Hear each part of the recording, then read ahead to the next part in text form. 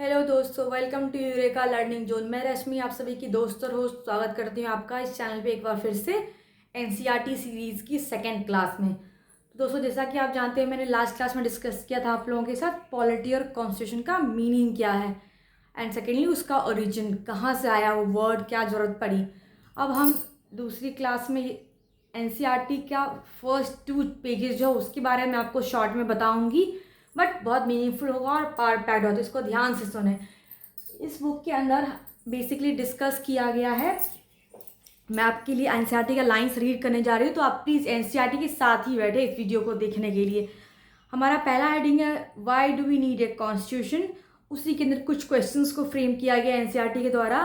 What is a constitution, what are its functions, what role does it play perform for a society, how does it constitution relate to our daily existence. Answering these questions is not as difficult as you might think. तो दोस्तों, जैसा कि मैंने इन सब questions को read किया, आपने समझा होगा कि इन सभी क्वेश्चंस का आंसर इस एनसीईआरटी बुक के अंदर ही आने वाले डिस्कशन, आने वाले पेजेस में हमें मिल जाएगा। उसके लिए मैं इस डिस्कशन को शुरू करना चाहूँगी आप लोगों के साथ। हमारा पहला जो फंक्शन है कॉन्स्टिट्यूशन का, constitution allows coordination and assurance. तो अगर मैं बात करूँ एक सोसाइटी की, एक सोसाइटी में कॉन्स्टिट्यूशन का क्या रोल है, कैसे कॉन्स्टिट्यूशन बहुत इंपॉर्टेंट रोल प्ले करता है उस सोसाइटी को बनने में, बिगड़ने में या एक बैलेंस सोसाइटी बनने में। तो उसके लिए मैं सबसे पहले आपके साथ एक एग्जांपल डिस्कस करना चाहूँगी। मान लो दोस्तों कि हमें दाल बनानी है। दाल बनानी, तो उसके लिए बेसिक इंग्रेडिएंट्स क्या होगा, दाल और पानी। लेकिन क्वांटिटी क्या होगी, कितनी होगी, टेस्ट के लिए हम क्या क्या डालेंगे उसमें बाकी इंग्रेडिएंट्स, वो इतना इम्पॉर्टेंट नहीं है। बट बेसिक क्या है दाल बनाने के लिए, बेसिक इंग्रेडिएंट्स क्या होगा, दाल और पानी। तो उसके साथ हम नमक डाल रहे हैं, जीरा डाल रहे हैं या करी पत्ता डाल रहे हैं, कुछ लोग धनिया पत्ता डालते हैं, तो उसके हिसाब से टेस्ट चेंज हो जाएगा उसका। लेकिन हम यहाँ फिलहाल बात कर रहे हैं बेसिक चीज़ की। दाल बनाने के लिए बेसिक रिक्वायरमेंट क्या है, तो उसके लिए हमको क्या चाहिए, 2 ही चीज़, सिर्फ पानी और दाल।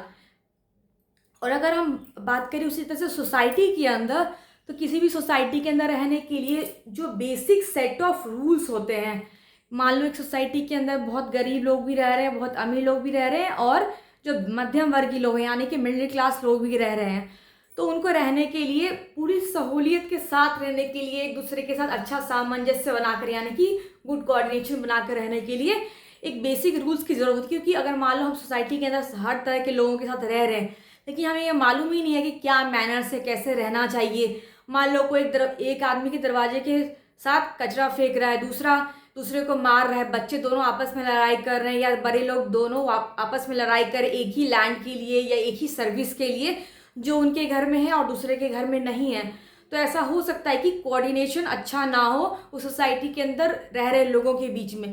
तो इसीलिए एक बेसिक सेट ऑफ रूल्स की ज़रूरत होती है किसी भी डाइवर्स सोसाइटी के अंदर रहने के लिए, जहाँ पे बहुत तरह के लोग होते हैं और बहुत तरह की रिक्वायरमेंट्स भी होती है लोगों की। तो रिक्वायरमेंट के हिसाब से और लोगों की डाइवर्सिटी यानी कि बिहेवियर और नेचर एंड रिक्वायरमेंट के हिसाब से एक बेसिक सेट ऑफ रूल्स की ज़रूरत पड़ती है, जो कि हमें कॉन्स्टिट्यूशन के जरिए मिलता है।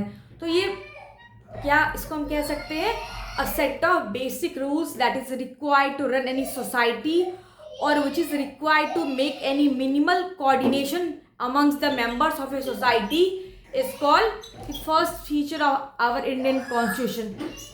इसके लिए मैं आपको बताना चाहूँगी कि इस बेसिक सेट ऑफ रूल्स का एम क्या है, to achieve minimal degree of coordination amongst the members of a society. तो यही हमारे कॉन्स्टिट्यूशन का पहला फीचर है, पहला फंक्शन है, इसके बारे में मैंने अभी आपको बताया। अब मैं एनसीईआरटी का एक क्वेश्चन पढ़ने जा रही हूँ जो कि दूसरे पेज के लास्ट पैरा में है। Write down all these decisions on a paper, put it up on the notice board. Which problems did you encounter in this decision? Were there differences among different students? How did you resolve these differences?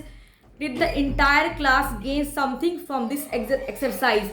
तो इसमें ये सब पूछा गया है कि इस basic set of rules को लागू करने के लिए या लागू करवाने के लिए किन किन तरह की प्रॉब्लम्स को आप फेस कर सकते हैं। उन सभी संभावित प्रॉब्लम्स के बारे में आपको लिखना है एक पेपर के ऊपर। बेसिकली एक एक्टिविटी की तरह है जो कि आप लोगों के लिए है। तो आप इसके बारे में बेसिकली सोच कर देखिए, अगर एक सोसाइटी के अंदर बेसिक रूल्स ना हो तो सोसाइटी में लोग कैसे रहते होंगे।